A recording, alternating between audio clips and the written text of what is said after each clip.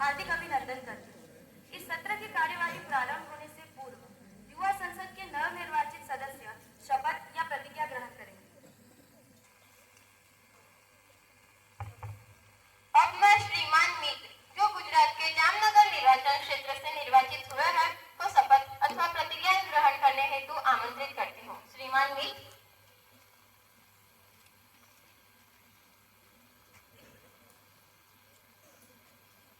आप शपथ ग्रहण करेंगे अथवा प्रतिज्ञा?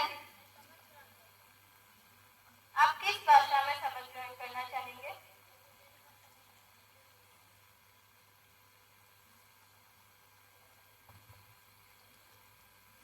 ગુજરાત યુવા સંસદના જામનગર મતદાર ક્ષેત્રમાંથી ચૂંટાઈને ભગવાનના નામે ઉદ્ધાર કરું છું કે હું સત્ય ન્યાયી રહીશ અને ભારતના બંધારણને વફાદાર રહીશ, કારણ કે કાયદા દ્વારા સ્થાપિત થયેલ છે કે હું ભારતના આ સાર્વભૌમત્વ અને અખંડિતતાને જાળવી રાખીશ અને તે હું કરીશ. હું જે ફરજમાં દાખલ થવાનો છું તે ફરજ નિષ્ઠાપૂર્વક નિભાવો.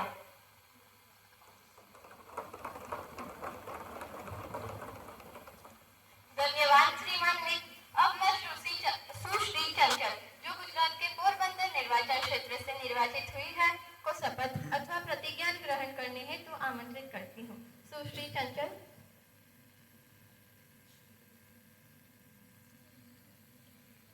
आप शपथ ग्रहण करेंगे अथवा प्रतिज्ञा? आप किस भाषा में शपथ ग्रहण करेंगे?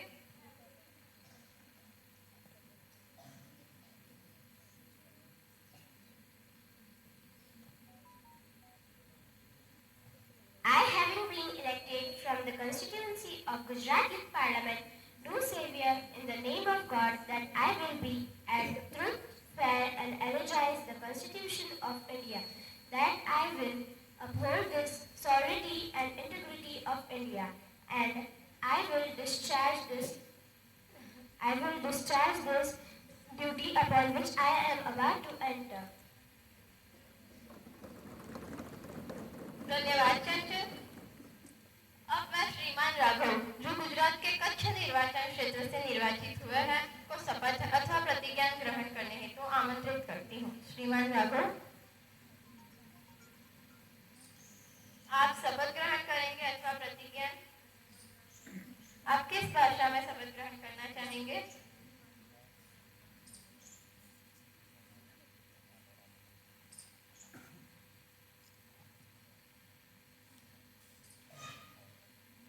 मैं गुजरात युवा संसद के कच्छ निर्वाचन क्षेत्र से निर्वाचित हुआ हूँ. ईश्वर के नाम पर प्रार्थना करता हूँ कि मैं सत्य, निष्पक्षता और विधि द्वारा स्थापित भारत के संविधान प्रति निष्ठा रखूंगा. मैं भारत की संप्रभुता और अखंडता को अक्षुण्ण रखूंगा तथा मैं अपने दायित्व का निष्ठापूर्वक निर्वहन करूंगा.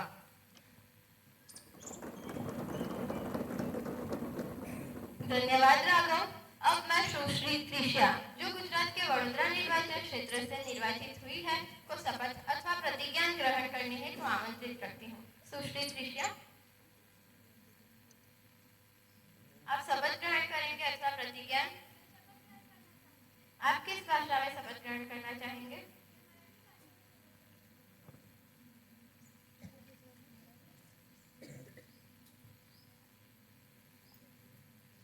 मी त्रिषा निमकर देवाच्या नावाने शपथ घेते की मी कायद्याने स्थापित केल्याप्रमाणे भारताच्या संविधानावर खरा विश्वास आणि निष्ठा ठेवेन, की मी भारताचे सार्वभौमत्व आणि अखंडता टिकवून ठेवेन, की मी केंद्रीय मंत्री म्हणून माझे कर्तव्य निष्ठेने आणि प्रामाणिकपणे पार पाडेन.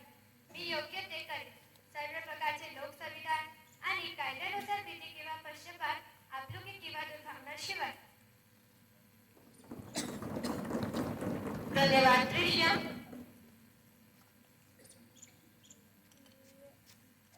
माननीय सदस्यगण, हम सभी युवा संसद के मॉनसून सत्र के अंतर्गत यहाँ पर उपस्थित हुए हैं. मुझे ये सूचित करते हुए बहुत दुख का अनुभव हो रहा है, परंतु सूचित करना मेरा कर्तव्य है कि धानेरा के सांसद श्री कुप सिंह का निधन 25 जुलाई 2024 को हो गया.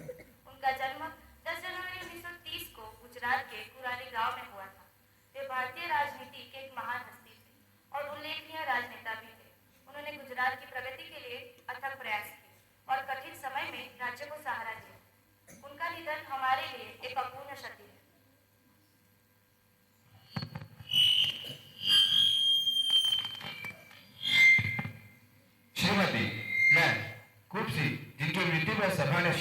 एशिया में को अपनी श्रद्धांजलि अर्पित करता हूँ।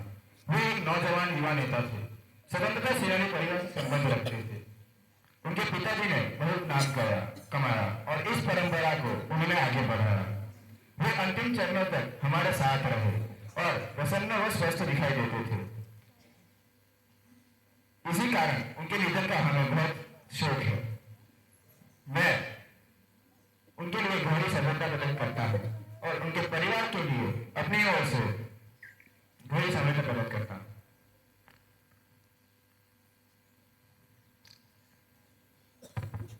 श्रीमती, मैं आपके और सदन के अन्य नेताओं द्वारा अर्पित की गई श्रद्धांजलि में अपने को भी समाहित करता हूँ।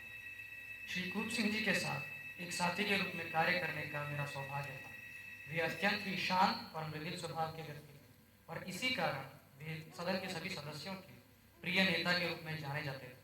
वे सदैव मुस्कुराते रहते थे। वे एक महान समाज सेवी कुशल राजनेता थे। ऐसे नेता को खो देना हमारे लिए बहुत ही दुख का विषय है। मैं शोक संतप्त परिवार को अपनी संवेदनाएं भेजने में स्वयं को और अपने दल को भी समायोजित करता हूँ। सदस्यगण अपना गहरा शोक प्रकट करने के लिए 2 मिनट के मौन के लिए खड़े हों।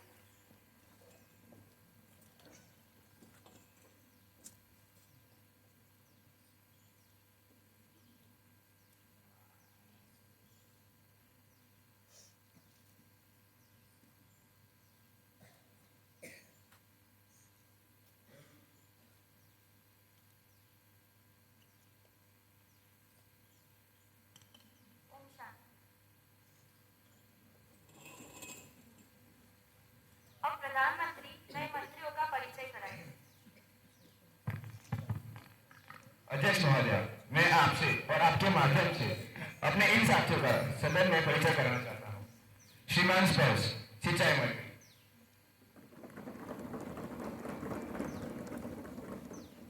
श्रीमान वैद्य नागरिक आपूर्ति मंत्री, श्री देवांशी शिक्षा मंत्री,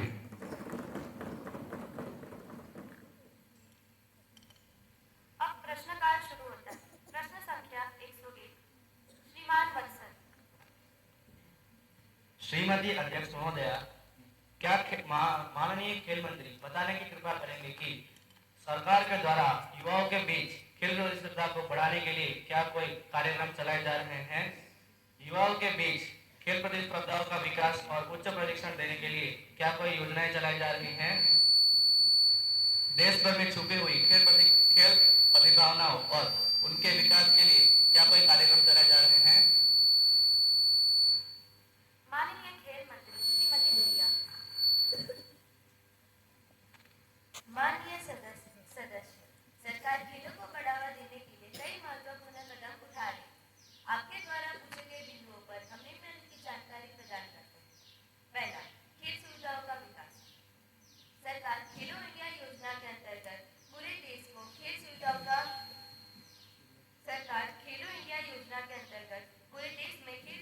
विस्तार कर रही है।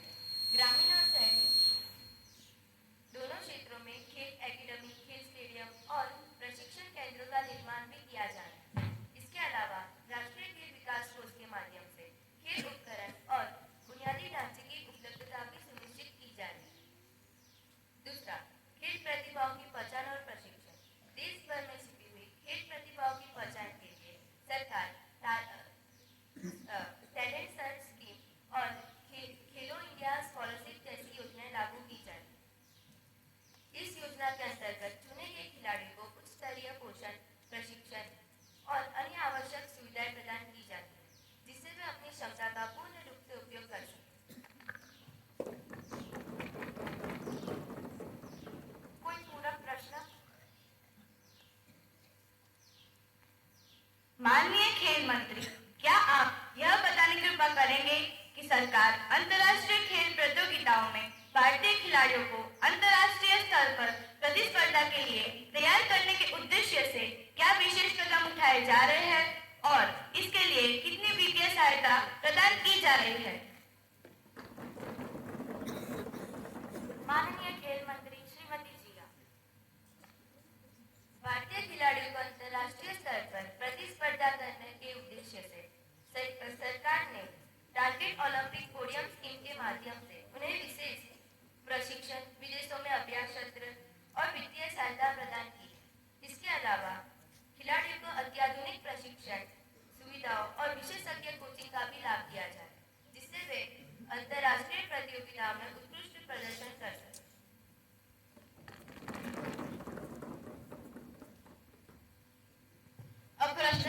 102। आदरणीय अध्यक्ष महोदय, क्या महिला एवं बाल विकास मंत्री हमें यह बताने की कृपा करेंगे कि क्या सरकार ने आंगनबाड़ी कार्यकर्ताओं द्वारा पोषण ट्रैकर एप्लीकेशन में क्षेत्रीय भाषाओं को शामिल किया है? यदि हाँ, तो तत्संबंधी ब्यौरा क्या है और यदि नहीं तो इसके क्या कारण है? दूसरा, क्या सरकार ने इस एप्लीकेशन के तहत लोगों को स्मार्टफोन और उचित इंटरनेट कनेक्टिविटी उपलब्ध कराई है? यदि हाँ, तो तत्संबंधी ब्यौरा क्या है और यदि नहीं तो इसके क्या कारण है और इस एप्लीकेशन की वर्तमान कार्यवाही स्थिति क्या है?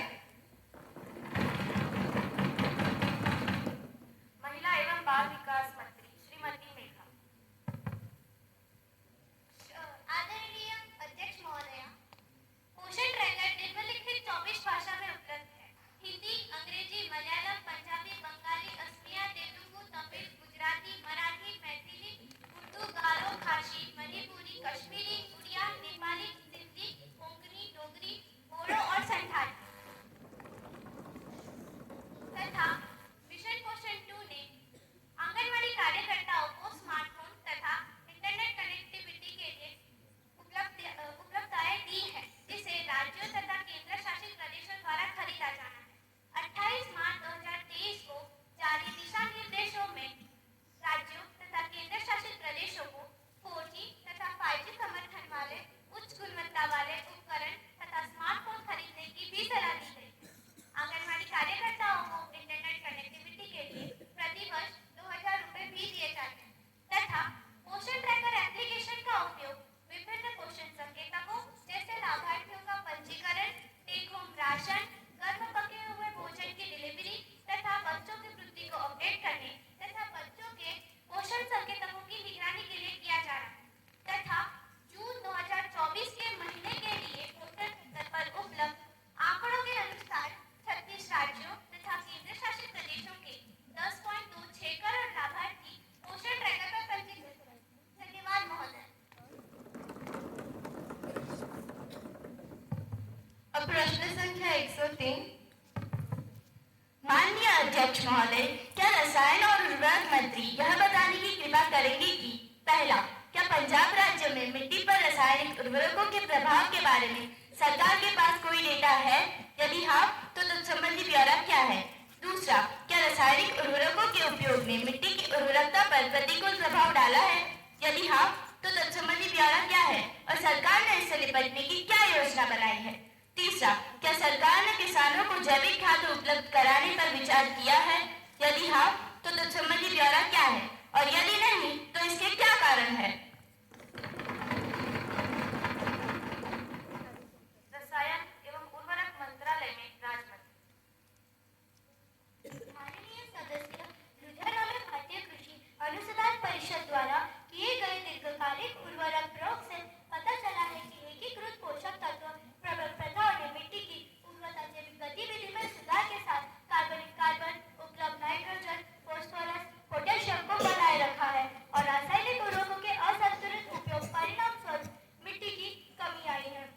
इसके अलावा पंजाब में 30 वर्षों तक एकीकृत पोषक तत्व प्रबंधन प्रथाओं के साथ चावल गेहूं प्रणाली पर किए गए अध्ययन से भी पता चला है कि कार्बन, उपलब्ध नाइट्रोजन और फास्फोरस पर कोई नकारात्मक प्रभाव नहीं पड़ा है। यदि संतुलित और विवेकपूर्ण तरीके से उर्वरकों का उपयोग किया जाए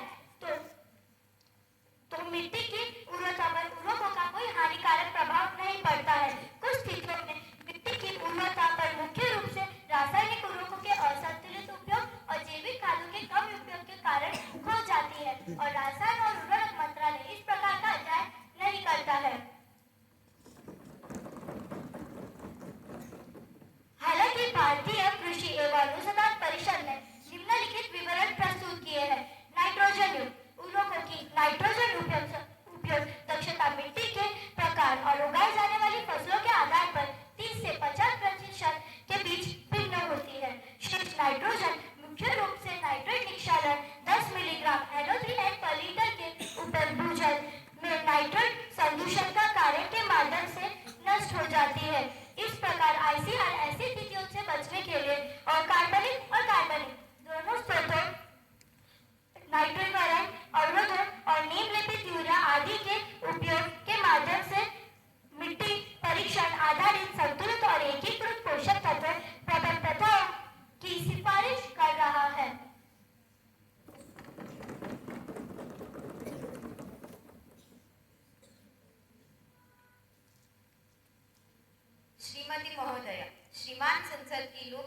समिति पर सिफारिश करते समय मध्य प्रदेश के एक प्रसिद्ध समाचार पत्र ने गंभीर रूप में विशेष अधिकारों का भंग किया है। इस समाचार पत्र पर बेईमानी का उद्देश्यों का आरोप लगाया है तथा मैं आपसे निवेदन करती हूँ कि मुझे इस मामले को उठाने दीजिए। क्या आपने इस मामले पर नोटिस भेजा? आप समाचार पत्र की कटिंग के साथ इस पर नोटिस भेज सकते हैं। इस पर जांच की जाएगी। आप अचानक इस प्रकार प्रश्न नहीं उठा सकते। श्रीमती महोदया, हाँ, मैंने प्रातः 10 बजे इसका नोटिस दिया है। तो फिर इसकी जांच की जाएगी।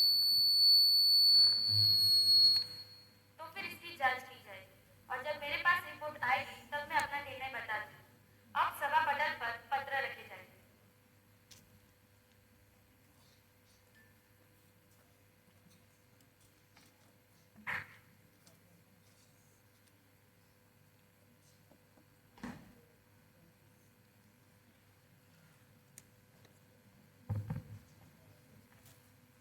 अब आगे की कार्यवाही उपाध्यक्ष श्री करेंगे।